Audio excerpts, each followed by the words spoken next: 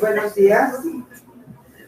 La Universidad Nacional Autónoma de México, la Secretaría de Desarrollo Institucional y el Seminario Universitario Interdisciplinario sobre Violencia Escolar les da la más cordial bienvenida. En el marco del Día Internacional de la Eliminación de la Violencia contra las Mujeres, la conferencia de hoy será Mujeres Adolescentes y Jóvenes que no están donde deberían. La ponente es la maestra Chantal Gamis Vidella. Ella es trabajadora social con una maestría europea en trabajo social con familias y niños. Su amplia y sólida trayectoria profesional integra la intervención social directa, la gestión de proyectos de protección en contextos humanitarios con organizaciones como el Consejo Danés para Refugiados o Médicos Sin Fronteras, que es donde actualmente está trabajando, y una destacada contribución en el ámbito académico de investigación. Con una sólida formación profesional, Chantal ha dedicado su carrera a proteger y empoderar a sobrevivientes de violencia en algunos de los contextos más desafiantes del mundo, desde México hasta la República Centroafricana. Sin embargo, su impacto va más allá del trabajo en terreno. Como voz académica y estratégica, es reconocida como consultora experta en trabajo social y apoyo psicosocial por la Unión Europea, y ha sido ponente en foros internacionales, enriqueciendo así de manera constante la teoría y la práctica del trabajo social. Su trabajo, galardonado con premios nacionales, se ha centrado en la lucha contra la violencia y la trata de personas, consolidándola como una referente en el campo del trabajo social con enfoque internacional. Le damos la bienvenida a la maestra Chantal Gamis.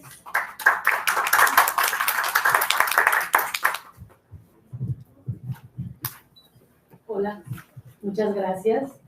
Muchas gracias por la oportunidad de estar aquí. Estoy muy contenta. Yo sé que hay que es híbrido, entonces que estamos en presencial en YouTube, entonces espero que el sonido se escuche bien en YouTube y también que pues ustedes cuando empecemos también la plenaria y los comentarios, pues nos iremos pasando el micrófono porque pues, lo más rico, ¿verdad?, es la discusión. Y sería una lástima que no se pueda escuchar en YouTube. Entonces, bueno, pues nada, voy a empezar. Antes de entrar a la conferencia tal cual, quería hacer una pequeñita aclaración técnica del cartel. En el cartel me pusieron muy bonito que bueno, estoy con Médicos Sin Fronteras, con el Chantal Gamis, Médicos Sin Fronteras. Entonces, pues, bueno, quisiera simplemente aclarar que de ninguna forma vengo hoy en esta conferencia a hablar en nombre de la Organización de Médicos Sin Fronteras, ni tampoco hemos hecho este evento en colaboración con ellos. Esto lo hago, pues ahora sí, por un mandato profesional para salvaguardar la neutralidad de la organización y, bueno, también la mía, exactamente, descolocarme y poder hablar un poquito más a lo que nos atañe como profesionales de trabajo social. Entonces, bueno, esa es la primera aclaración que quería hacer. Si quieren podemos ir a la siguiente diapositiva. Voy a empezar como todas las conferencias empiezan, así muy bonito, con unos datos. Yo creo que ya los que están conectados, los que estamos aquí, sabemos la necesidad sentida que provoca la violencia contra las mujeres.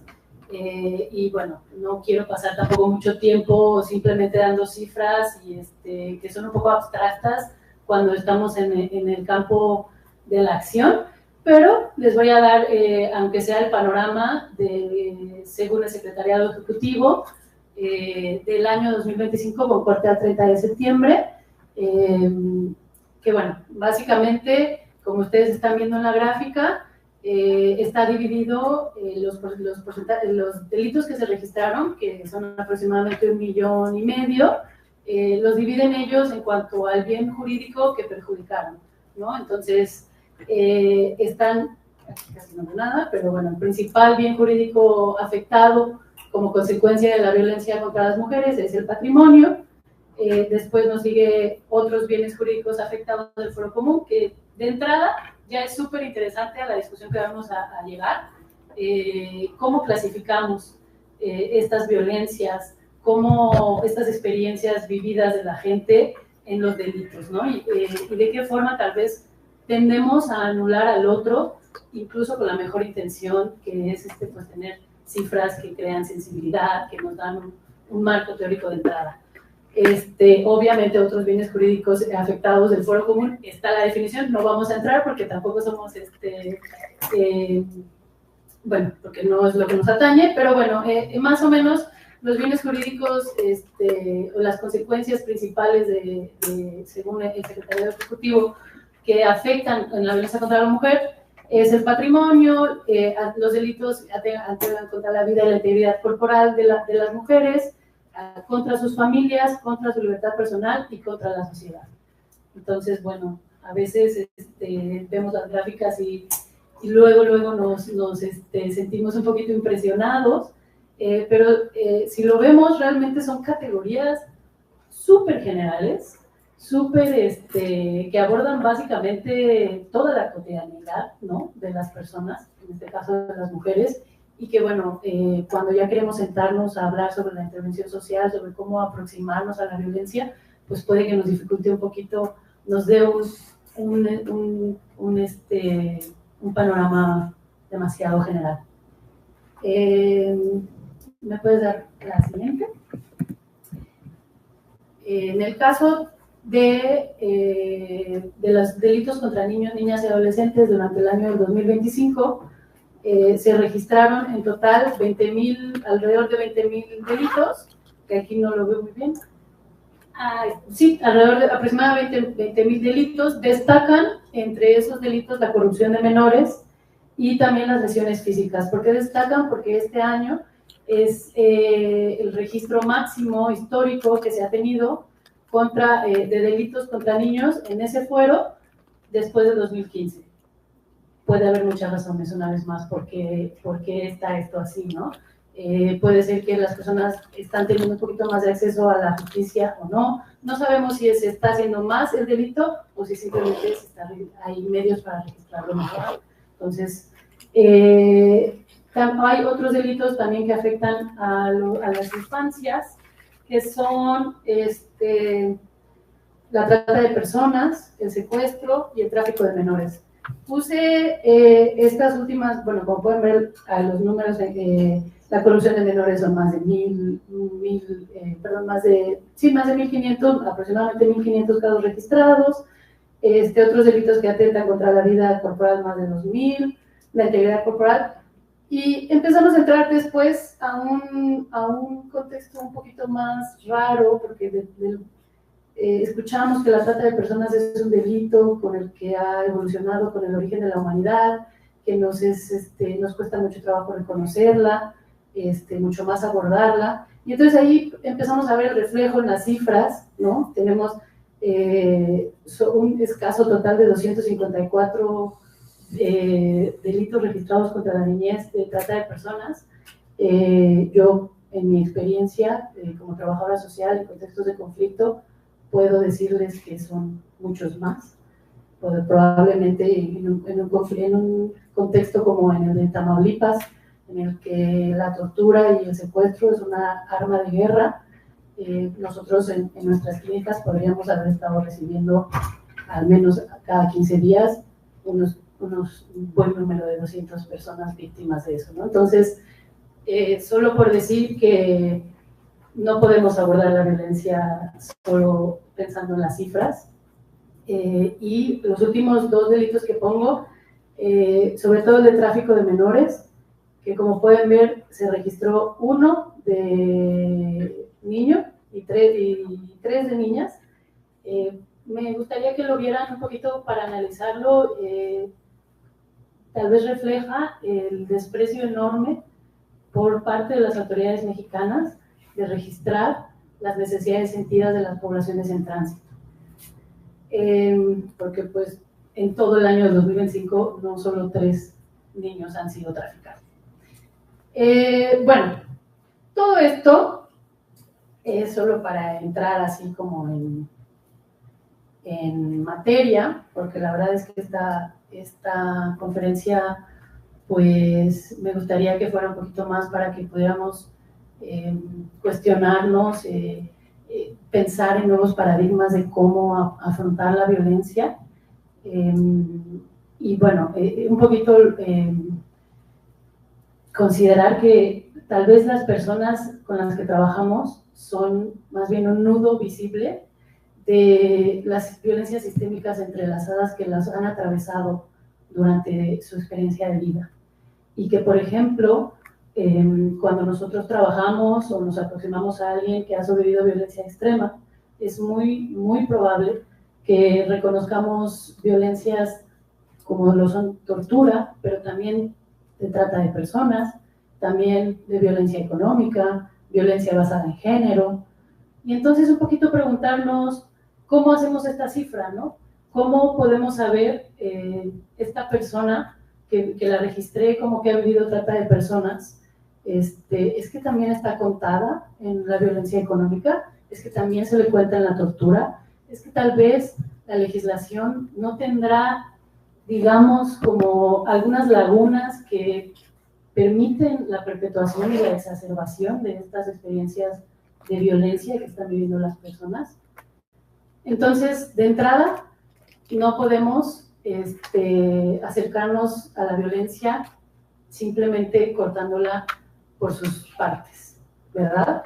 Realmente la violencia, como dice allí, una violencia de trata de personas se mantiene durante el tiempo, incluye tortura, incluye otros tipos de violencia, y esas formas de relacionarnos convergen en un espacio, que se tratan de contextos de violencia, y que, pues, como supongo que ustedes ya sabrán, esas relaciones emanan de una descomposición profunda del tejido social, y también de un Estado de Derecho muy débil y de una insuficiencia de la estructura formal para satisfacer esas necesidades básicas.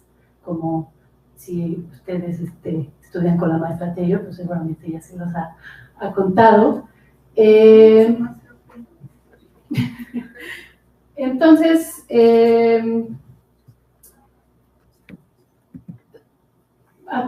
pensar en la violencia implica pensar en la complejidad, ¿sí? Implica que no hay relaciones de causa y efecto, sino que hay unas redes de interdependencia que pueden, si están rotas, exacerbar estas relaciones de dominación, o, si no, sembrar el panorama si se trabajan en ellas de una forma reconociendo su complejidad y su impredecibilidad. Si se trabajan desde ese espacio, pueden sembrar el camino para un contexto de coexistencia solidaria. Entonces,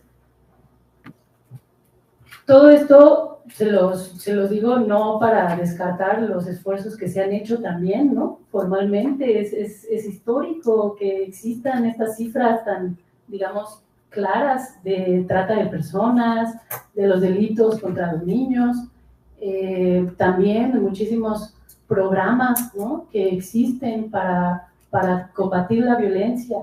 Pero sí los digo como para que entonces empecemos a pensar por qué si existen todos esos esfuerzos, la violencia sigue permeando, perpetúa, sigue irrumpiendo en cada esfera de nuestra vida cotidiana.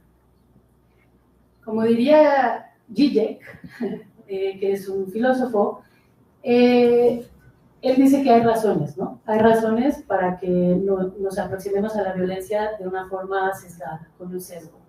Y la principal razón es que el horror de los actos y la empatía hacia las víctimas sirvieron como una cortina de humo que nos impide pensar cuando hablamos de la violencia, ¿no?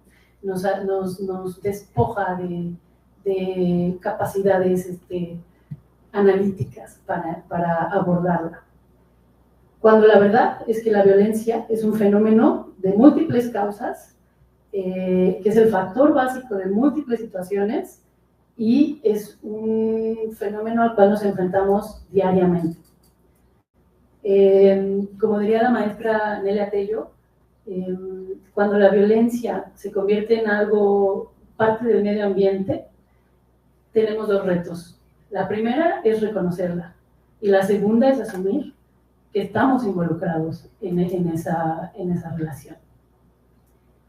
Sin embargo, en el discurso predominante, en la forma de entender la violencia, hay una tendencia dominante a diseccionar, a disectar la violencia por sus tipos. Esto da paso, fomenta la medicalización de la violencia, ¿no? ¿Por qué la fomenta? Primero, porque cuando nos concentramos solo en los tipos que existen de la violencia, nos concentramos en la forma. Nos concentramos, se toma, digamos, un conjunto muy complejo de conductas, de agresión, de impulsividad, de desintegración, y las encasillamos en una tipología específica. Entonces, ¿qué pasa al hacer eso? Lo descontextualizamos el acto violento. Descontextualizamos el acto violento y hacemos el camino para tratar la violencia como una patología dentro de una sociedad sana.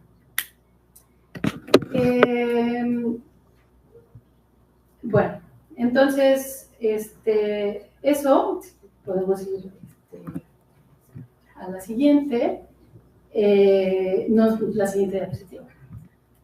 Eso, entonces, claro, como tú le cambias, pero yo lo tengo aquí y no cambia, entonces, bueno, entonces, si no están de acuerdo me interrumpirán, claro, pero creo que tendemos a medicalizar la violencia para tratar y para abordar la problemática.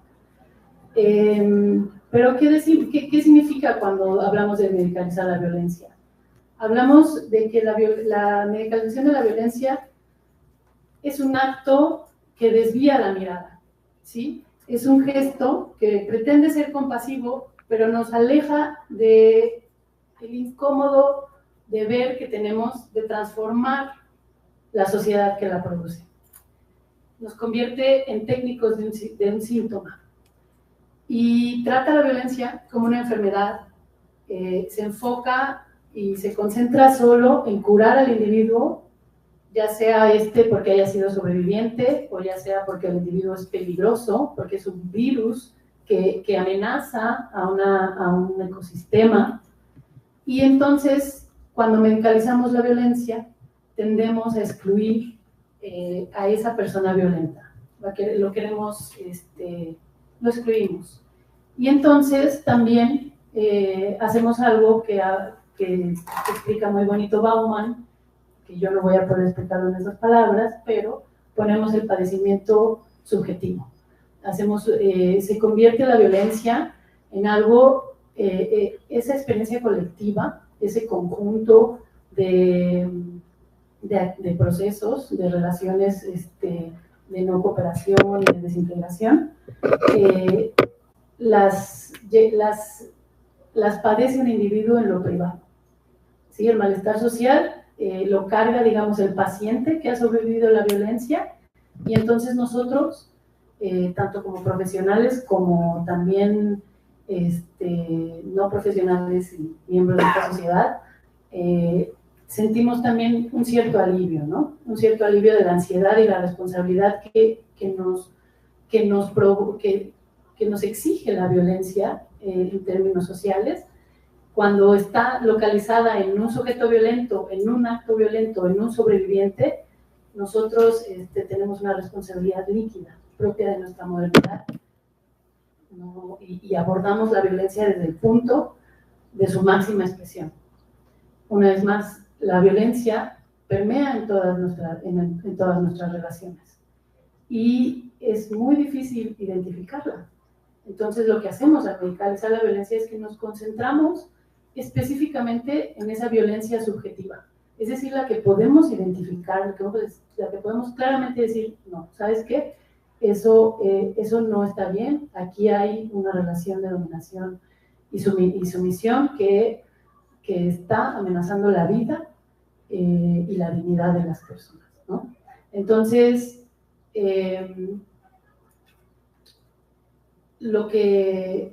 a lo que yo les invito en esta conferencia es a hacer un cambio de paradigma, de dejar de medicalizar la violencia y entender que la violencia social no es un acto, es una relación.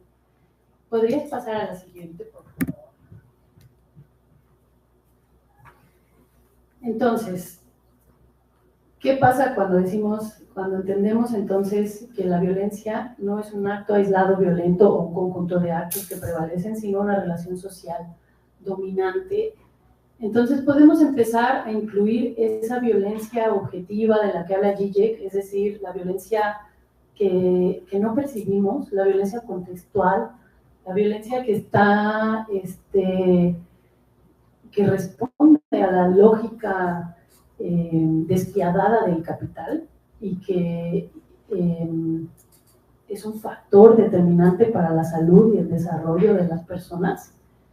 Podemos entonces incluir esa violencia en nuestra aproximación, en nuestra construcción, en nuestro debate, y entenderla más bien como aquí lo puse así muy rimbombante, pero como la gramática invisible que estructura nuestras relaciones.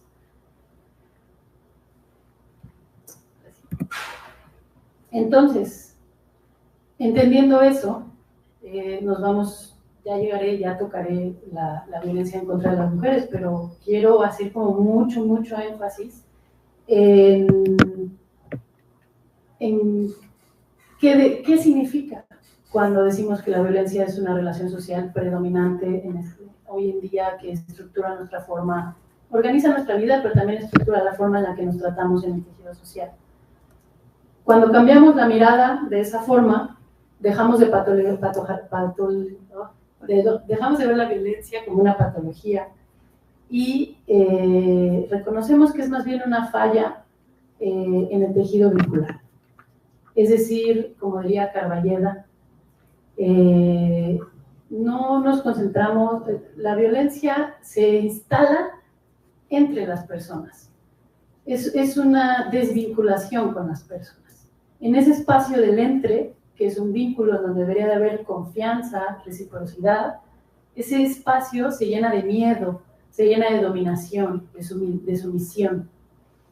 Entonces, cuando entendemos que la violencia está en el entre, entre las personas, podemos entonces dar un paso adelante para asumirla como parte de nuestro entorno, parte de nosotros mismos, y entonces sí, poder restituir la palabra en donde solo teníamos un diagnóstico y poder devolver al conflicto su dimensión de diálogo, aperturar espacios, o como bien dice Carballeda, o la falta de, ¿no? Pero lo podemos identificar, podemos entonces bajar de lo abstracto de, hay mujeres, casi 1,5 millones de mujeres en México,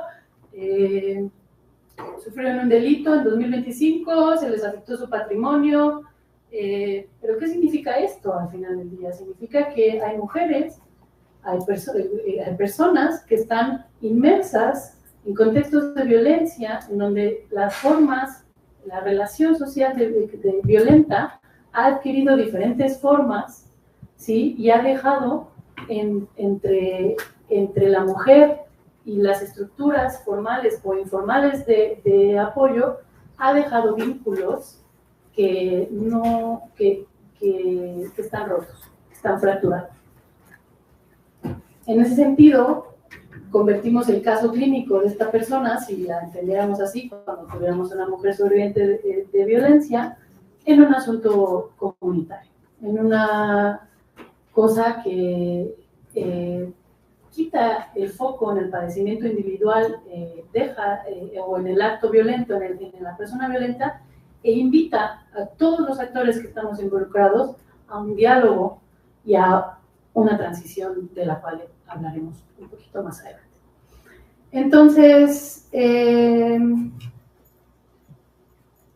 Otra cosa también que es importante es que al entender la violencia como una relación social, podemos entonces, como diría Derrida,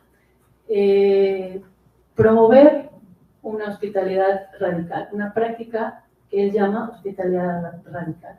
¿Y qué es esto?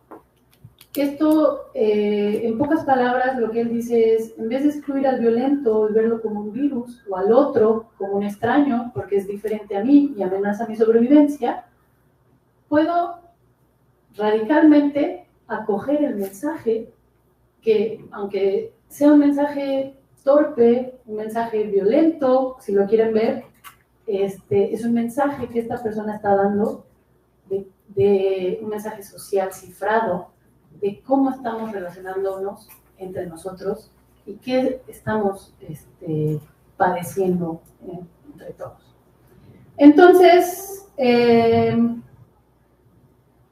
para cambiar el paradigma y ir más adelante en la conferencia, solo decir que la violencia no podemos, es un error práctico y ontológico entenderla como un conjunto de actos violentos.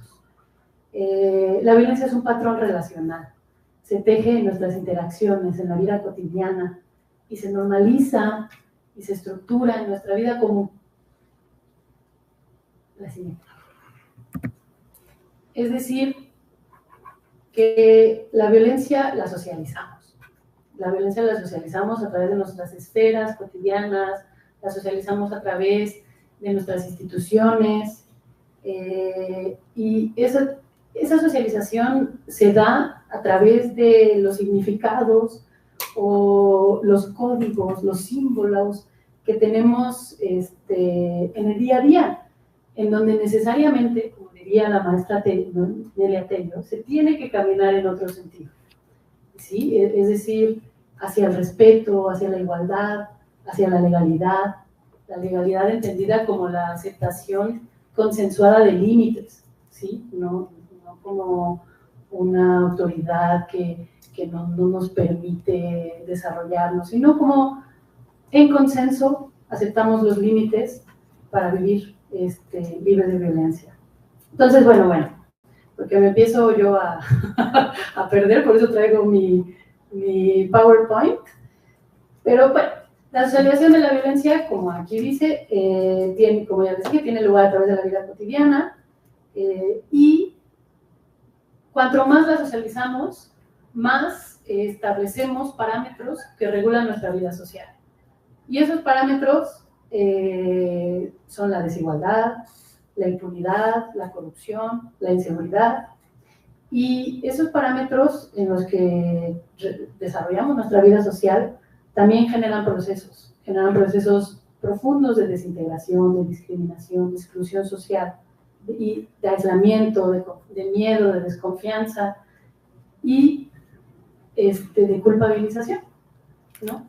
Que sería después muy interesante hablarlo, pero esta culpabilización de quien ha vivido la violencia, de quien la ejerce la violencia, esta tendencia, ¿no?, de buscar monstruos, buscar culpables que agreden, que irrumpen en nuestra sociedad sana, generan el distanciamiento del otro, generan que no nos construyamos a través del otro, sino que nos veamos al otro como ese ser monstruoso que amenaza nuestra sobrevivencia. Y así así socializamos esta relación social, que al final del día, porque cuando pensamos en socialización, pues siempre lo que es positivo, que nos va a enseñar a valores básicos de la vida, pero realmente la socialización de la violencia, paradójicamente, nos adiestra a la insensibilidad, a ser insensibles, y nos enseña a desvincularnos del otro. Mientras más diferente, menos vínculo, ¿no? Entonces, la siguiente, bueno, nada más decir que es muy interesante, y bueno, eso es algo mucho de lo que habla la maestra Nelia, en casos de violencia, viéndolo en las escuelas, es que al nosotros socializar la violencia, eso quiere decir que nosotros nacemos ya en contextos de violencia, donde convergen estas formas de relación social, y nos socializamos en ella. Y después nos culpan, ¿no? Después nos convencemos de que somos los únicos culpables, o la persona agresora es la única culpable.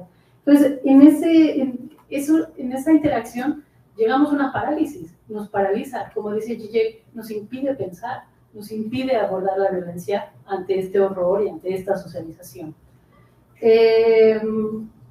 Entonces, bueno, en ese tenor, no, ese ya estábamos, es que aquí, oh Dios, la dislexia espacial. Entonces, en ese tenor, le vuelvo a las cifras con ustedes para que veamos que si bien es verdad, me gustó mucho esta gráfica, porque si la ven, es una gráfica que está, el porcentaje, o sea, es por sexo, de personas que han vivido delitos. Pero esta gráfica es muy curiosa, porque yo la saco de un reporte oficial del Secretario Ejecutivo para, en el marco de la eliminación de la violencia contra la mujer, sacan este reporte, y la segunda gráfica que sale incluye una distribución proporcionada de sexos que son víctimas de los mismos delitos, hombres y mujeres. Entonces, lo verde son los hombres, lo morado son las mujeres, lo gris son los sexos no identificados, o así lo catalogan ellos.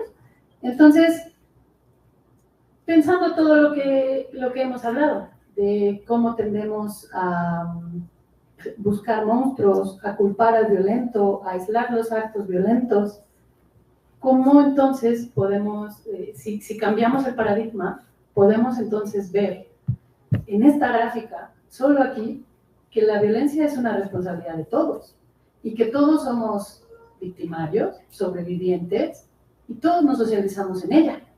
Entonces, me gustó mucho esa gráfica, porque además parte también su informe, que verdad está en la segunda página de su informe, de una contradicción fundamental, ¿no? O sea, ¿cómo es que estamos hablando de la eliminación de la violencia contra la mujer y nos encontramos con una gráfica que dice, ¿no?, que el 58% de hombres son víctimas de extorsión? Entonces, podemos ir a la siguiente si quieres. Me parece algo muy significativo, sobre todo en este día, para entender que la violencia contra las mujeres es la expresión de la forma en la que socializamos la violencia. Es una expresión más, sin quitarle el sufrimiento que implica, pero es, bueno, si la entendemos de esa forma, entonces vamos a tener mucho campo de acción para restituir el diálogo. Cuando digo que la violencia es una responsabilidad compartida, me refiero a lo que dice la maestra Tello, que nosotros compartimos la responsabilidad de cómo nos vinculamos, de cómo interactuamos con el otro y de cómo nuestras relaciones devienen en violencia o en coexistencia solidaria. Entonces, teniendo todo eso en mente, les voy a poner un video, porque aquí estamos, en la gráfica que les compartí, pues estamos hablando de cómo hay grupos vulnerables que podrían estar más expuestos más afectados por la violencia o no. Pero también hay otros, hay violencia basada en la etnia, en la orientación espiritual, religiosa, política, hay violencia basada en género, y es interesante el video que les voy a poner, ya lo haremos la reflexión después del video, tendemos a centrarnos mucho en atender a las poblaciones vulnerables. Y para erradicar la violencia, eso no es suficiente. Ya hablaremos un poquito más de por qué no es suficiente, pero por eso les voy a poner el video que sigue, porque es un video de una persona que es originaria de República Democrática del Congo, que tiene otro contexto que no es de México, y sin embargo, en el video podemos encontrar muchos puntos en común de cómo ha impactado esa socialización de la violencia en el Congo. Entonces, una vez más, apelamos a lo que es la violencia sistemática, que irrumpe y que estructura nuestras vidas independientemente de nuestro criterio social, de nuestra orientación sexual, de nuestro origen. Entonces, bueno, vamos allá con el video.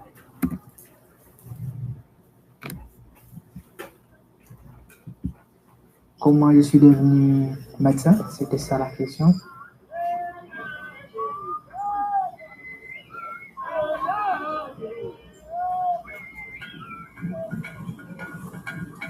Je suis Innocent Kouliana.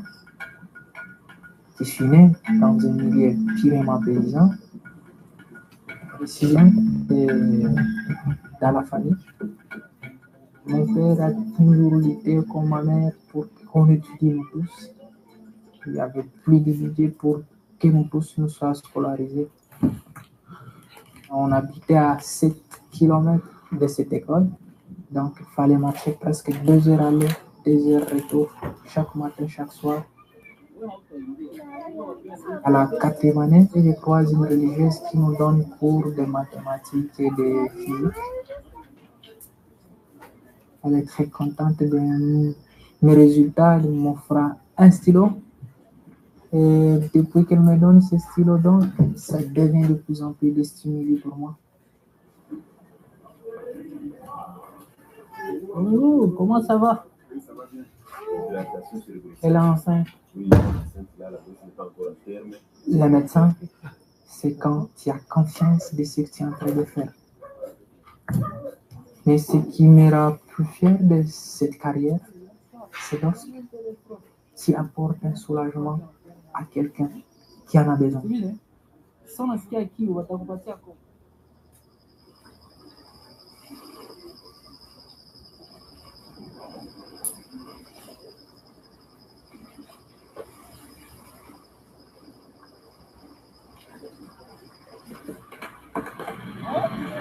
Notre travail, c'est pouvoir arriver là où les autres ne vont pas.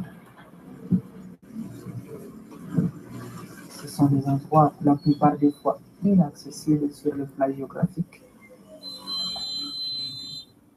Il faut traverser des zones complètement occupées par différents groupes armés.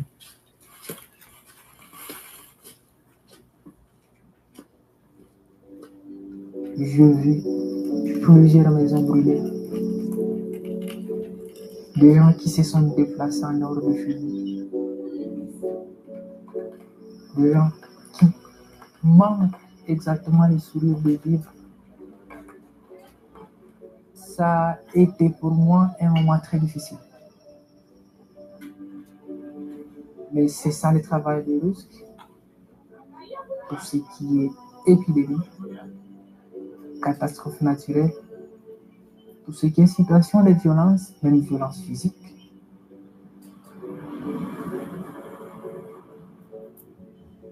Lorsque nous on y arrive finalement, c'est comme si tu ouvrais les couloirs. On se retrouve très très fiers de pouvoir soulager finalement la population.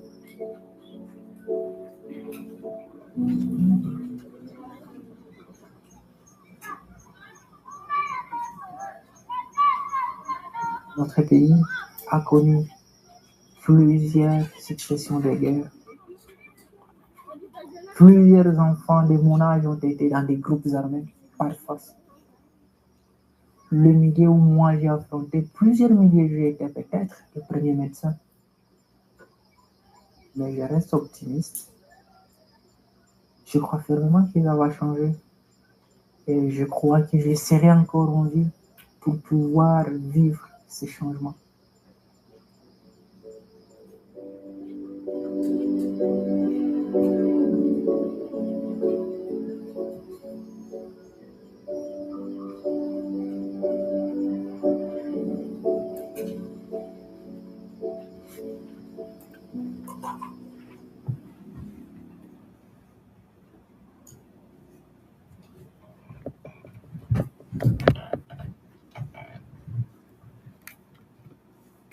comment je suis devenu médecin, c'était ça la question.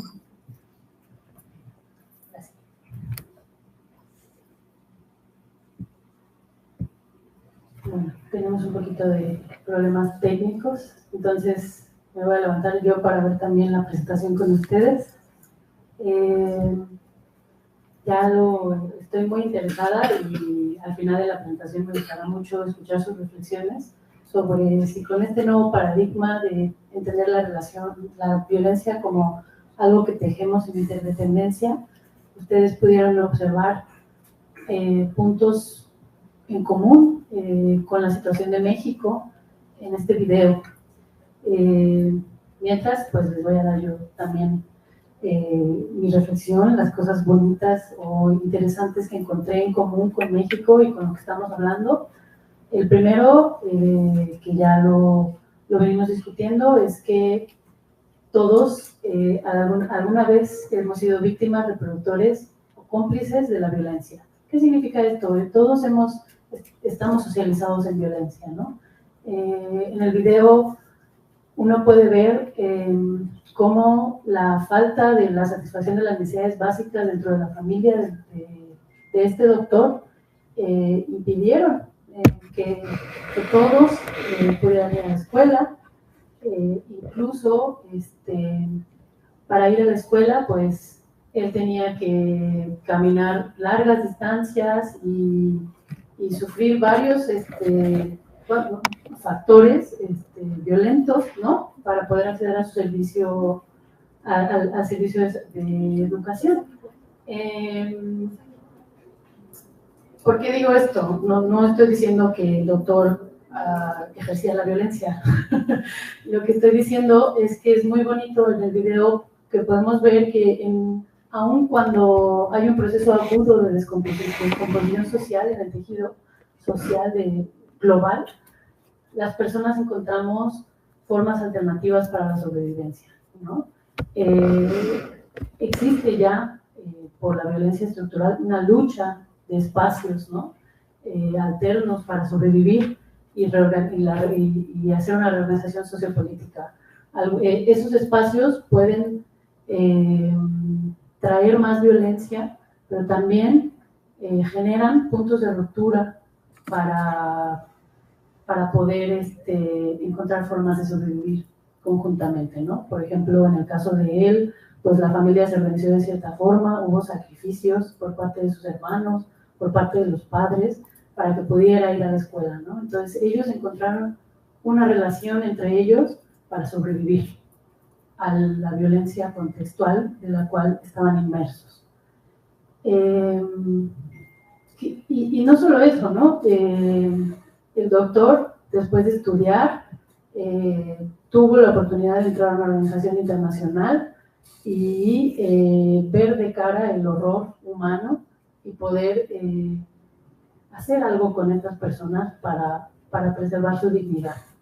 Entonces, ¿qué nos dice este video realmente? Pues que los puntos de ruptura son nuestra puerta de entrada para abordar la violencia. ¿A qué me refiero con puntos de ruptura? Y aquí sí voy a ir ya puramente a lo que la maestra Nelia Tello habla y propone sobre la violencia y también un poco lo que yo le secundo y lo que yo le propongo también. Entonces, hago la aclaración porque luego ya no sé quién lo dijo, o sea, hay cosas que dije yo, pero pues todo es inspirado en ella, ¿no? Entonces, ¿qué pasa? Una vez más, y parece reiterativo, ¿verdad? Pero al socializar la violencia, encontramos procesos establecidos dentro de estos contextos humanos en la interdependencia que van desde la igualdad a la desigualdad, que van de la competencia a la cooperación, de la exclusión a la inclusión, de la violencia a la solidaridad, de la integración a la desintegración, de la libertad a la sumisión. Esos son los básicos, ¿no? Realmente, ahora sí que cuando uno se acerca a una expresión o una forma relacional específica de la violencia, pues tendrá la obligación también de identificar esos otros procesos sociales que prevalecen en la interacción en donde uno va a trabajar. pero básicamente, centralmente, vamos a encontrar estos procesos casi en todos los contextos de violencia o de no violencia y en la socialización diaria, ¿no? Entonces, al saber que existen estos procesos, en la interacción cotidiana encontraremos momentos en los que la relación violenta que se impone y que irrumpe en todas nuestras áreas, encontraremos momentos de quiebre, de vulnerabilidad de esa relación violenta. Y entonces eso nos va a permitir entrar a trabajar en conjunto en ese tejido. ¿Y qué trabajamos en los puntos de ruptura? Pues trabajamos o proponemos desde trabajo social una reconceptualización, ¿verdad? Una reconceptualización del problema, como lo acabamos de hacer nosotros en este espacio de diálogo, de un cambio de paradigma, del problema que nos atañe en ese momento. Por ejemplo, ahora es la violencia y lo estamos cambiando y cómo queremos entenderla. De ahí hacemos un proceso de resignificación de relaciones para que entonces, con tendencia a construirnos como sujetos autónomos, interdependientes y responsables, que puedan recrear los espacios en donde habitan, ¿no? Entonces son las 3 R's. Las 3 R's que cuando vemos un punto de ruptura, pues vale la pena trabajar.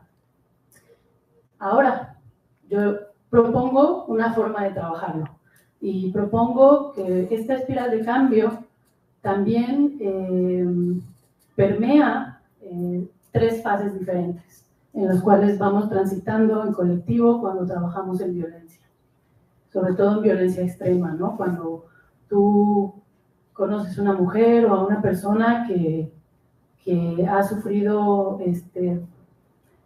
formas de violencia obscenas, ¿no? Terribles y que tiene amenazada su vida. Entonces, ¿cómo empezamos desde allí para llegar hasta contextos de coexistencia solidaria? Entonces, yo propongo estas 3 fases. La primera es la fase de seguridad social, la segunda es la fase de incidencia e integración, de advocacy e integración, y la tercera es la fase de autonomía y responsabilidad. Entonces, voy a ahondar tantito, muy así, por encima de las cosas, porque si no podemos estar aquí años hablando de esto. Pero bueno, la fase de seguridad social se muestra como una condición necesaria para poder entonces comenzar a trabajar. ¿Cómo andamos un poquito? ¿Cuál es el objetivo de la fase de la seguridad social? Es estabilizar, ¿verdad? Estabilizar bajar el estrés que ha provocado la relación violenta y poder habilitar un espacio en donde sobrevivir no sea la prioridad, ¿sí? Entonces, en este momento, en esta fase, cuando estamos trabajando, lo que estamos trabajando es la reconceptualización del problema. Pues la persona con la que trabajamos deja de ver la violencia como su destino y más bien como una relación injusta o como una relación que puede ser irritada para su dignidad. ¿Cuáles son nuestras acciones claves como trabajadores sociales? O yo creo que esto va más allá de trabajo social, ¿no? Porque como profesionales que queremos trabajar con alguien así, en circunstancias así, pues básicamente en esta fase el trabajo, el nivel de intervención básicamente es cara a cara, ¿no? Tenemos varios niveles de intervención. El primero es cara a cara y el segundo es en la incidencia de los procesos sociales de los cuales les hablaba. En el de la seguridad social, primordialmente estás trabajando cara a cara en un lugar donde no está todo con términos muy oscuros y pues tienes que activar la escucha activa. ¿Qué significa la escucha activa? La escucha con propósito. Escucho para activar, para hacer algo después, para tejer contigo. Tengo un propósito, que es salir, crear este espacio de seguridad. Y en este sentido, trabajamos para que la persona deje de ser un sujeto vulnerado, un sujeto de consumo, como habla la maestra Amelia Tello, ¿no? En la relación, la violencia es una relación en donde predomina la dominación, la sumisión, pero sobre todo en donde ponemos la interacción entre nosotros, en el centro ponemos un poco las fuerzas del mercado, ¿no? Este costo-beneficio. ¿Cuál es mi beneficio si yo entablo una relación contigo? ¿Cuál es mi costo? ¿Y qué deseo? ¿Qué puedo consumir de esto? ¿Qué puedo satisfacer? Esta relación, o sea, su forma más grotesca, pues es la explotación del hombre por el hombre, ¿no? Con fines de explotación sexual, por ejemplo.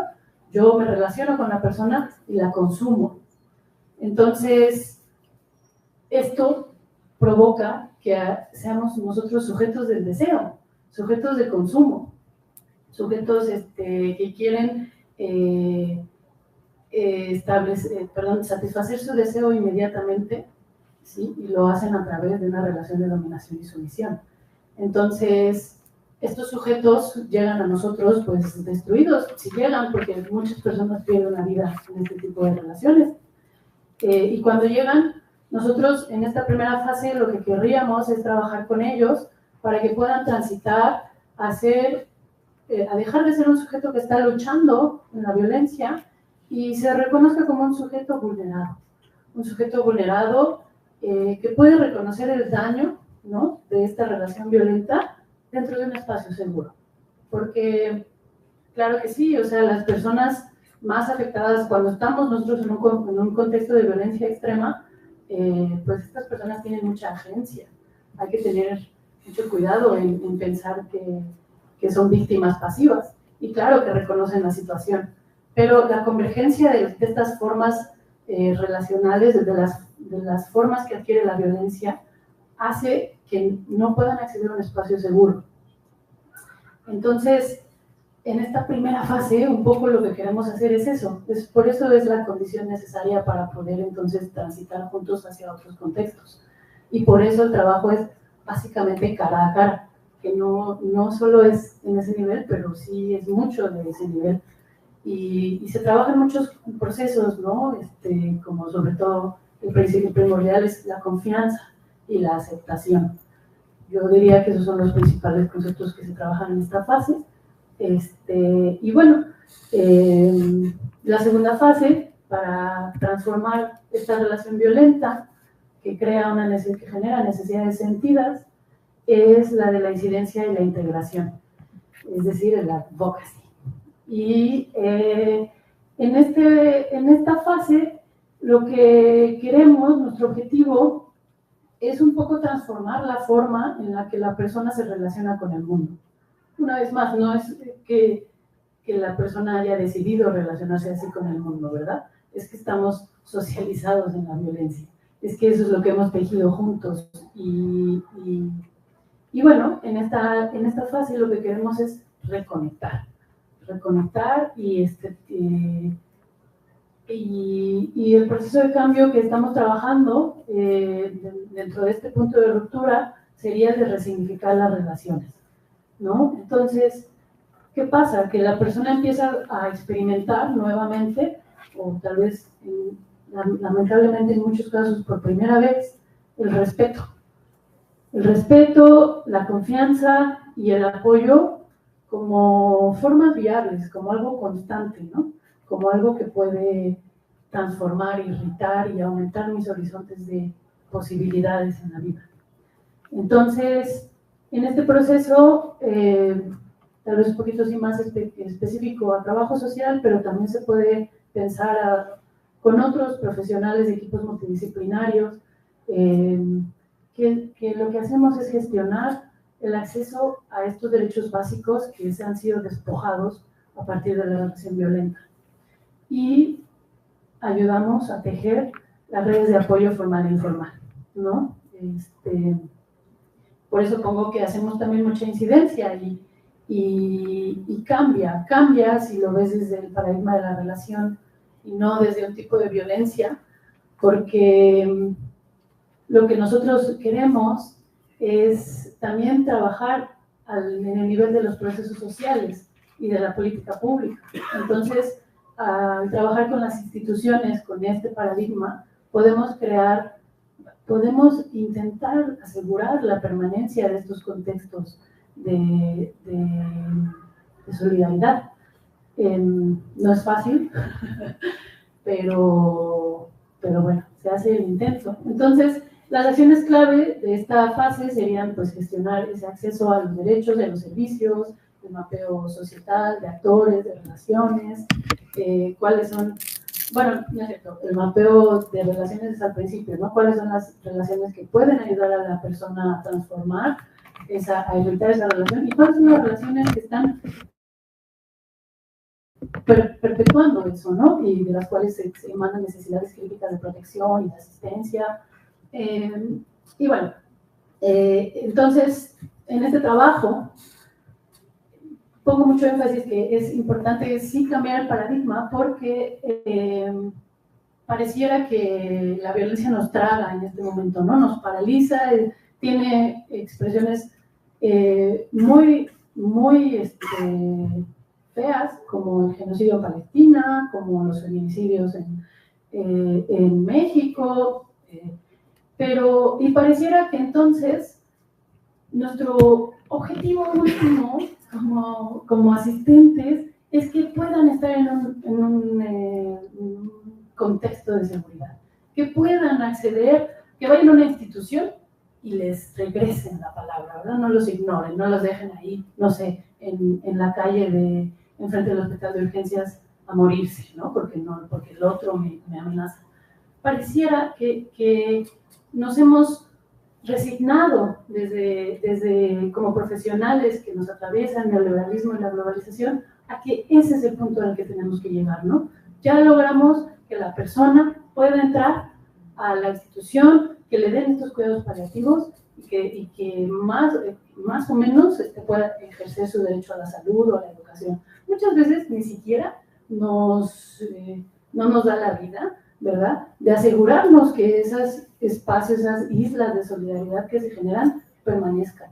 Muchas veces no lo sabemos, ¿no? Pero nosotros decimos, muy bien, ya le salvé la vida a esta persona, ya la van a atender en el hospital y ya tiene una cita con la escuela.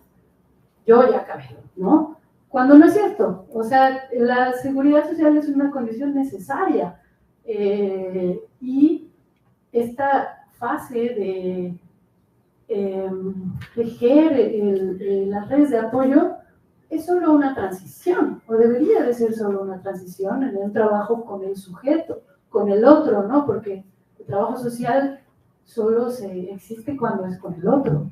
Entonces, estamos trabajando con los vínculos en ese espacio del entre, y en el entre queremos que la persona pueda reconstituirse, ser un sujeto entero, que se pueda construir con el otro, ¿no? Entonces, ese es un paso antes de que el sujeto sea autónomo y responsable. ¿Y por qué es un paso antes y no el último? Porque todos estamos involucrados en la violencia, ¿no? No vamos a hacer el padecimiento subjetivo y a responsabilizar solo al individuo sufriente o agresor, ¿no? Bueno, entonces, en esta fase, el resultado, como les dije, sería que la persona se pueda convertir en un sujeto entero que tiene posibilidades de construirse con el otro.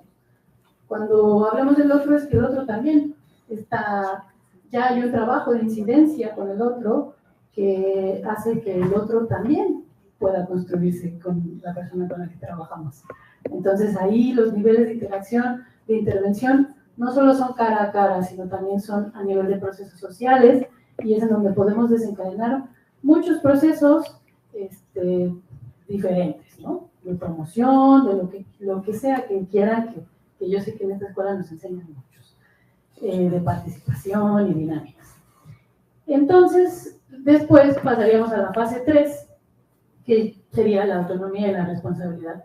En esta fase, el objetivo es que la persona se convierta en un agente de su propia vida, pero también un agente de cambio en su propia comunidad. en los espacios que recrea y de los que se apropia con reciprocidad, con confianza y con legalidad. En ese sentido, pues el proceso de cambio que estamos trabajando sería el de la recreación de espacios y las acciones claves serían facilitar que la persona tenga voz ahí en esos espacios en donde no tienen voz, que están tomados por el privilegio, ¿sí? Y por eso pasa mucho incluso en la lucha de la eliminación de la violencia contra las mujeres, ¿no? ¿Quiénes tienen esos espacios? Es que las personas que están luchando contra la violencia de la mujer no tendrán algún privilegio en el cual olvidan, tal vez, por ejemplo, incluir las luchas de las mujeres afro, de las mujeres trans. Entonces, en esta fase sería un poquito facilitar que esa persona pueda tener la voz en el espacio público y que pueda compartir su testimonio y que se pueda, si quiere, y que se teja de forma que se relacione en interdependencia. Entonces, como resultado, tendríamos una persona que puede emerger, entonces, sí, como un sujeto autónomo, con responsabilidad sociohistórica, que puede transitar, ¿no?, en procesos, en parámetros que regulen la vida social, parámetros como la confianza, la legalidad, la cooperación, la integración. Y bueno, nada más decirles que estas fases, pues obviamente no son lineales, la complejidad habla de que todo sucede al mismo tiempo y que podemos, o sea, transitar con una persona cuando estamos trabajando codo a codo, podemos ir y venir en estos contextos y podemos crear islas, tal vez de reciprocidad, y tenemos que concentrarnos mucho en poder asegurar su permanencia. Entonces, bueno, esto es un poquito así muy rápido, gracias a la ENS. Después va a salir una publicación mía, de la cual pueden leer todo lo que, a profundidad, todo lo que estoy tratando de explicarles aquí, que espero haya hecho un poquito de sentido, porque ha sido un conocimiento que me ha costado mucho trabajo madurar, socializar y compartir y entender. Y entonces, nada más en mi última diapositiva, me gustaría que se queden con algunas preguntas, ¿no? Que no lo den también como dado, que sigamos construyendo conocimiento. Espero que estas propuestas les provoquen a ustedes ganas de proponer otras cosas, de seguir. Y algunas preguntas que yo me quedo es, ¿cómo podemos construir contextos de solidaridad desde el origen, antes de que se instaure la relación violenta? Porque todo esto lo estamos hablando una vez por el que ya está la violencia, pero ¿cómo podemos a todas estas reflexiones de la reconceptualización, de los puntos de ruptura, aplicarlos en la prevención? Y es que al promover a un sujeto autónomo y responsable, podríamos estar excluyendo a otras personas, a un otro que se resiste. Y en la práctica de la co-construcción, ¿cómo manejamos la simetría del poder para reproducir la relación de dominación que buscamos transformar? En estos sistemas de comunicación, tal vez el poder no escuche estos procesos de solidaridad. Entonces, ¿cómo podemos asegurar, cómo podemos trabajar con ello, ¿no? Y son algunas de las preguntas que yo me hago de la propuesta que les doy. Y bueno, pues les agradezco muchísimo su atención y pues pasamos a preguntas y respuestas, supongo, y gracias.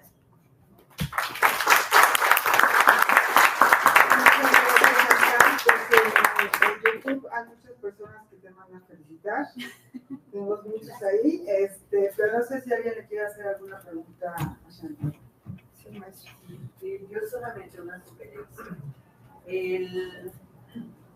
Cuando hablas de los procesos sociales clave, hablas de libertad. Para mí, desde mi punto de vista, la libertad sería una condición o característica de la autonomía, y yo utilizaría el proceso social de la autonomía como el contrario de la sumisión. En esta última parte, felicitarte indudablemente por todo tu propuesta, que es muy interesante, que bueno que se publique y que podamos ver pues justamente todo el proceso de transición que también yo sugeriría como una sugerencia solamente utilizar el cambio social en lugar de transformación. Por aquello la epistemología me remite un poco a la conceptualización y a la violencia estructural, más que a otras formas de violencia, pero bueno, es solo una sugerencia. Te felicito y muchas gracias. ¿Alguien más?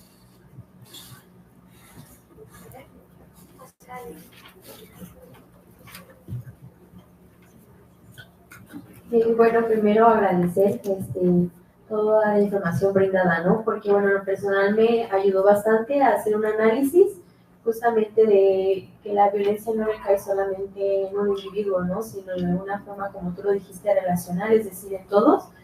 Y bueno, mi pregunta más que nada es que ¿podrías considerar como un punto de ruptura la reflexión en los sujetos en general? ¿O qué es lo que piensas acerca justamente como de la reflexión, ¿no?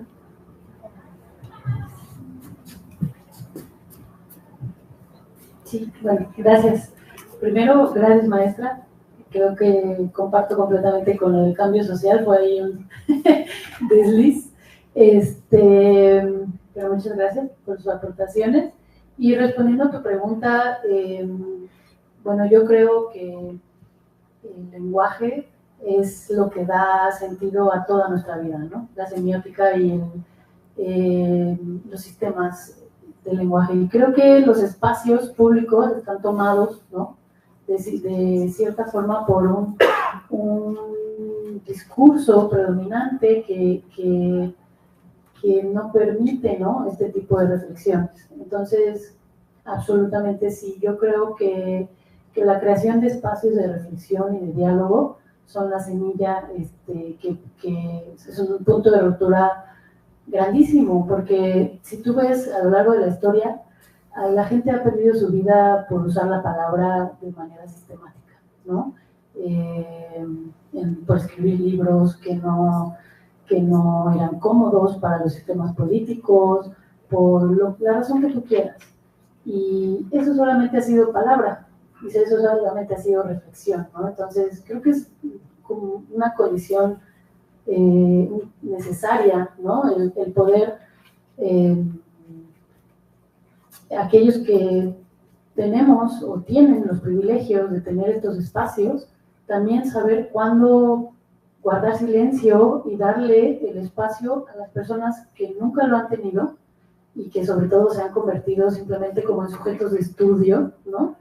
Entonces sí, yo creo que no solo es un punto de ruptura, sino que también estos espacios de reflexión son, además de muy subversivos, espacios en los que se tiene que practicar una humildad profesional y se tiene que también saber cuándo dejar el espacio a las personas, que en mi caso yo creo que siempre, ¿no? Yo lo pienso como, por ejemplo, yo, ¿no? Una mujer blanca, pues tiene ciertos espacios privilegiados, y que un punto de ruptura justo es ese, ¿no?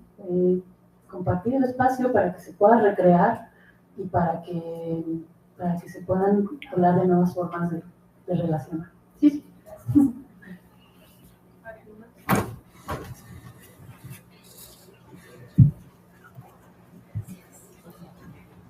Bueno, a lo mejor está un poco rara mi pregunta porque no la he formulado bien, pero bueno, justamente eso me va a ser un tema muy interesante y como justamente la propuesta es muy amplia y buena, y como tengo una duda respecto a cuál sería como el punto clave o la, no sé, palabra o frase que podríamos utilizar que al momento de que, por ejemplo, empecemos a crear estos espacios de hablar de este tema con otras personas y así, ¿cuál es el punto específico para no caer como en la revictimización de la violencia que sufren, por ejemplo, hablando por condiciones específicas, como por ejemplo las mujeres, que es por cuestión de género, o con las personas de la comunidad LGBT, o por ejemplo población migrante, ¿no? ¿Cómo entablamos esa comunicación respecto a esta propuesta sin caer en revictimizar a las personas? Porque entiendo, por ejemplo, me gustó mucho esto, ¿no? De entender que la violencia no es individual, o si bien se plantea con la gráfica, también me quedé pensando, ¿no? Si bien se plantea que es un marco de la violencia en contra de las mujeres, pero existe también para los hombres, ¿cómo se plantea esto de que, o bueno, que se plantea de que la violencia es, o sea, el problema es la violencia, no tendría como que, ¿por qué anclarnos tanto a un tema en específico, no? Pero justamente esa es mi duda, porque digo, pues es que existe, o sea, existe eso de por mujer, y etcétera, pero ¿cómo no caemos para utilizar esta propuesta, cómo no caemos en la revictimización? Es más o menos, no sé si... Sí.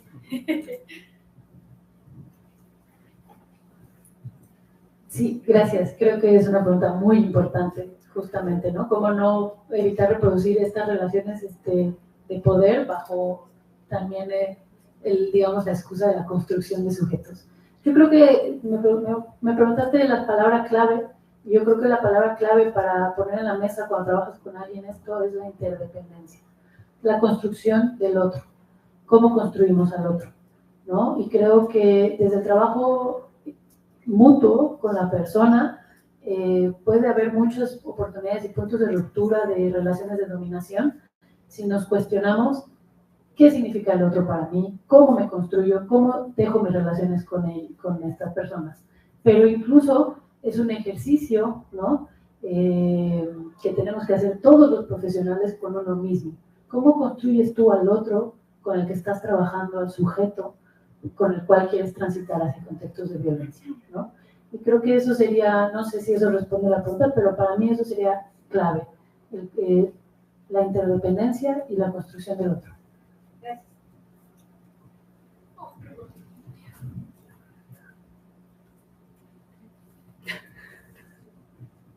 Yo quiero completar. Bueno, gracias. Gracias a los que vinieron y gracias a la que dio la conferencia. Bueno, ya lo demás es personal. Ya no es. Lo personal es porque le agradezco mucho que haga suyo cosas que aprendimos juntas. Y eso de juntas tiene que ver con la respuesta que te dio ahorita, pero que no hizo énfasis. Lo dijo todas las veces que te dio alguna respuesta, pero no hizo énfasis. Es que no vamos a construir sujetos, perdón. Construimos con el otro sujetos. Y cuando lo construimos a él, nos construimos nosotros también. No es una acción que va de uno al otro. Es una acción, ¿qué dijiste? ¿Es interdependiente? Que va entre los dos, es con, no es de. El lenguaje tiene mucha importancia cuando definimos qué hacemos trabajo social, cómo trabajamos con violencia. Trabajamos con violencia, pero no trabajamos con la violencia de uno y el otro no. Trabajamos con todos. Entonces, la respuesta es con, no construimos, nos construimos con todos. Gracias. Gracias, me encantó. Bueno, muchas gracias a todos. Pues a nombre de la Universidad Nacional. ¿Hay otra pregunta? ¿Nos construimos o nos desconstruimos también? Bueno, a nombre de la Universidad Nacional Autónoma de México, de la Secretaría de Desarrollo Institucional y del Seminario Universitario Interdisciplinario sobre Violencia Escolar, otorgo la presente constancia a la maestra Chantal Canis Viella por su participación como ponente en la conferencia Mujeres, Adolescentes y Jóvenes que no están donde deberían, que se llevó a cabo el día de hoy, 25 de noviembre, y firma la coordinadora del seminario, la maestra Lidia Tello. Muchas gracias a todos y esperamos vernos el próximo año con las próximas conferencias. No, ya no.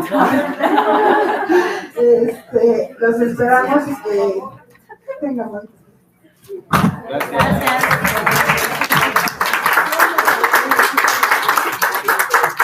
No, niñas, las esperamos aquí al final, la última semana de cada mes, a conferencias sobre la violencia. Realmente algo